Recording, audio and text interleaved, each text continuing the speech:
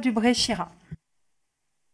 Merci Madame la Présidente. Monsieur le Ministre, ma question revient sur des propos déjà évoqués mais qui sont importants et nécessaires à la réflexion. Avant toute chose, je voulais remercier chaleureusement l'ensemble des forces de l'ordre et les membres du ministère pour leur mobilisation sans faille depuis bientôt 3 mois face à des actes d'une violence parfois extrême. Cependant, je m'interroge sur l'opportunité de travailler sur cette proposition de loi qui viserait à intégrer dans le droit commun des mesures prévues dans l'état d'urgence, celles-ci même que nous avons déjà intégrées dans la loi SILT. Celle-ci vise la lutte contre le terrorisme et notamment l'article 1er qui prévoit l'instauration de périmètres de contrôle dont vous venez de parler lors des manifestations. Cela pourrait entraîner des contrôles d'identité décourageant une partie de la population à manifester. Suivant cette logique, certaines mesures sont opportunes si elles visent véritablement les casseurs.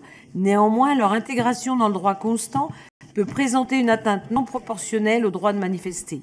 Par exemple, l'article 6 qui élargit de manière disproportionnée le champ d'application de la peine complémentaire d'interdiction de manifester. Le gouvernement s'y était dit défavorable lors des débats du Sénat.